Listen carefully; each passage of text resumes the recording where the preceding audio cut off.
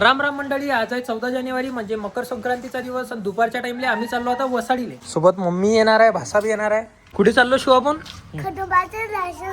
वसाडीले सप्ताह चालू आहे, त्या ठिकाणी कार्यक्रम आहे. आम्हाला तरी जायचं आहे कारण की मामाच्या पोरानं त्या कार्यक्रमामध्ये भाग घेतलाय. मग ते तिकडे जाईन ना, मग या घराला येतोच मारी.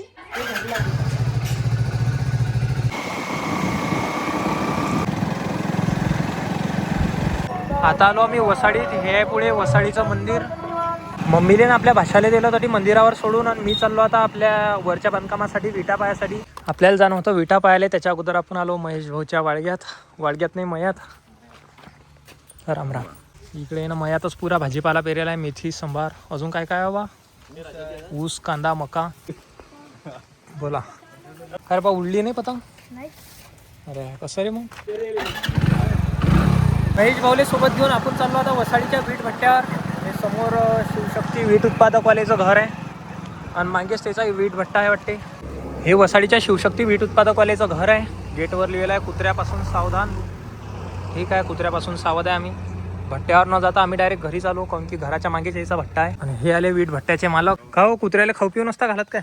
कुत्र्या खाऊ पिऊ बिमार आहे. अरे का रे डॉगेश भाई, भेलात होता शेफ्टी नाही ना त्याले. आता आम्ही आलो वीट भट्ट्यावर. हे पाहू शकता, इकडे सगळ्या विटाच विटा आहे. त्या तिकडे 2 चिमण्या आहेत याच्या. ह्या पुढे ज्या 2 चिमण्या दिसू राहिल्या ह्या याच्याच आहेत, शिवशक्तीवाल्याच्या. आणि ह्या इकडे पुरं याच्याच वावरामध्ये पुऱ्या विटा बनवायचं काम इकडे एकदम प्रगतीपथावर चालू आहे.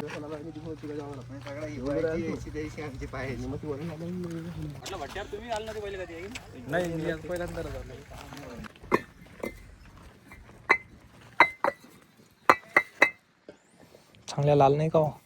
पाणी मारला लाल जरच कलर होते. चिमणीच्या मालात आणि साध्या मालात फरक राहते. आता दिसणार नाही मला लाल, पाणी मारते पुरा लाल जरच कलर पकडते. हो ना, मिस्त्री म्हणतात टेबलच पाहिजे. ह्या लहान विटा नाही चालत त्याला. यानं बांधकाम नाही उठत ना. बांधकाम उठत नाही बघा. टेबल म्हणजे याच्या 2च्या बराबरीत एक टेबल इट येते वाटते. 1.5 असते. ह्या इकडे कच्च्या इटा, ह्या इकडे पिकेल इटा. पिकेलच म्हणता नाही पकेल. पकेल. हे टेबल नाही ना, हे मिनी टेबल आहे. Mini table. पाणी मारले मस्त आवाज पकडते. याचा आणि त्या टेबलचा फरक पडत असेल मग. आरामात खूप फरक पडतो. आणि आता मामाचा फोन आला आपल्याला, म्हणत मंदिरावर ये लवकर. तरी कार्यक्रम सुरू झाला. आता आपल्याला मंदिरावर जायचं आहे. बेटा पाहून वापिस आम्ही आता आपल्या मंदिरावर आलो. महेश भाऊले केला टाटा. आम्ही जातो आता मंदिरावर.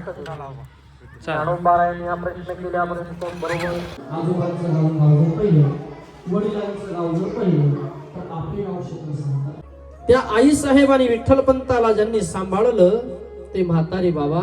हो, त्यांना माहिती पडलं विठ्ठलपंताचे लेकर इथं आले शुद्धीपत्र मागण्याकरता. पैठणच्या धर्ममार्तंडांनी आमच्या आई वडिलांना स्वतःला संपवल्याशिवाय तुमच्या लेकरांना आम्ही आमच्यात घेणार नाही असं सांगितलं ना. ज्ञानोबाने निवृत्तीला सोपानका काहीसे कोणत्याची इच्छा झाली.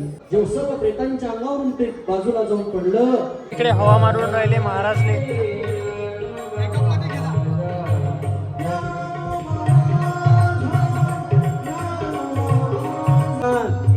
ज्ञानोबा राय निवृत्तीनाथ दादा सोपान काका आई साहेब मुक्ताई सर्व संतांचा वैष्णवाचा मेळा. ज्ञान दादा समाधी घेईल म्हणून सर्व संत मंडळी सारखे रडत होते. मायबा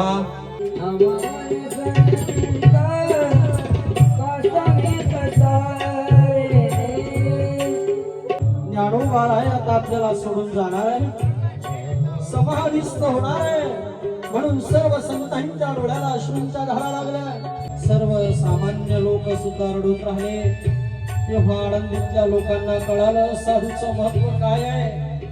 आई गेल्याच्या नंतर माईचं प्रेम जर दिलं असेल ना निवृत्ती दादा, हे तूच मला दिलं रे. बाप गेल्याच्या नंतर बापाचं जे प्रेम आहे ते देणारा तूच मला आहे दादा. पाळिले पोसिले सांभाळिले लढा बा माझ्या कृपाळा निवृत्ती दादा. तुम्ही जर माझ्या जीवनामध्ये जर स्त्री गुरु भेटले नसते ना, ही माया नदी हा भवसागर तरुण गेलो नसतो दादा.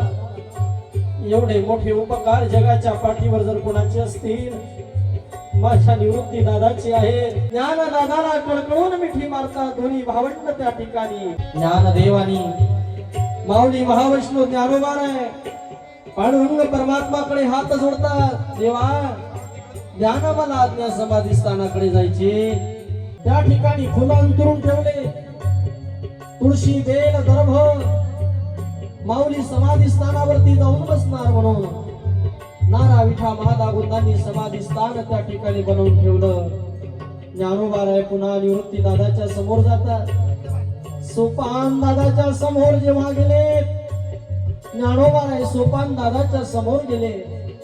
मोठा भाऊ लहान्या भावाच्या समोर जातोय आणि सोपानाला सांगतोय, सोपाना मी समाधी स्थानाकडे जात आहे.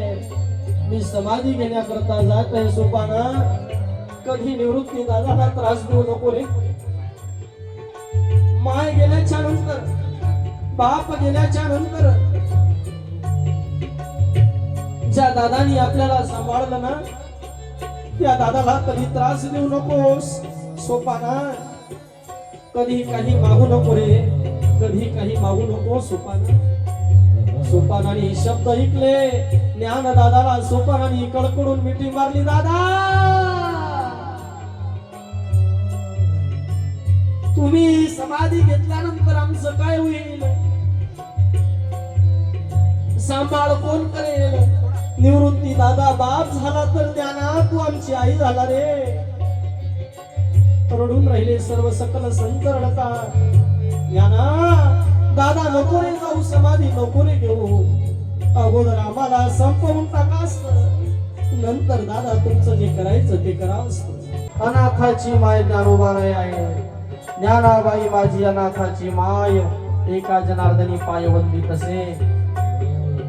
पांडुरंग परमात्मा समजावता सर्व संत मंडळींना. निवृत्तीनाथ दादाला सांगितलं, मुक्ताईला सांगितलं, रडू नकोस मुक्ता, रडू नकोस. या सर्व संत मंडळींनी ज्ञानोबारायांच्या समोर ज्ञानेश्वरी ग्रंथ ठेवला. जाऊरी ज्ञानेश्वर बैसले आसनावरी, पुढे ज्ञानेश्वरी ठेवी येले. ज्ञानदेव म्हणे सुखी केले देवा, पादपद्मी ठेवा निरंतर. नित्य माझ्यावरती कृपा असू द्यावी, या जगताचं कल्याण व्हावं. ज्ञानोबारायांनी या जगताला आशीर्वाद द्यावा. ब्रह्मकार वृत्ती झाली. निवृत्तीनाथ दादांनी 3 वेळा आपल्या हाताने ज्ञानोबारायांच्या डोळ्यावरून हात फिरवून डोळे बंद केले. रडू लागले निवृत्तीनाथ दादा. पांडुरंग परमात्माला कळकळून सांगता, देवा आता काय करू रे बाबा?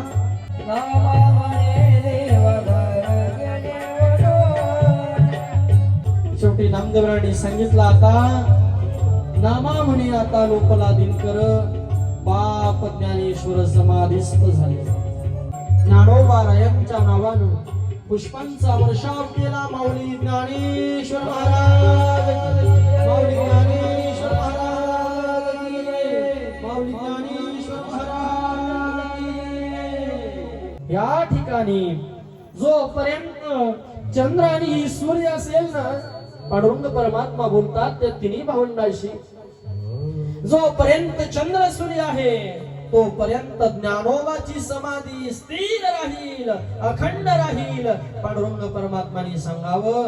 आता पुढे त्या संत महात्म्यांनी आपला मार्गक्रम आणि त्या तिन्ही भावंडांनी आपलं मार्गक्रम कसा काढला, उर्वरित चरित्र आपण आता उद्याच्या सत्रात पाहू.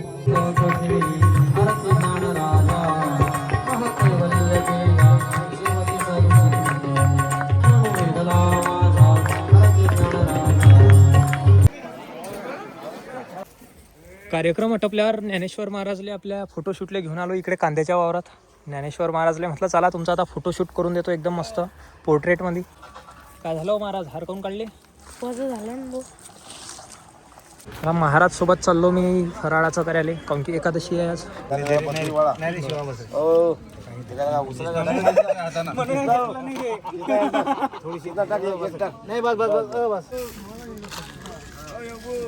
झाला आता कार्यक्रम बी आटपला, फराळाचं बी झालं.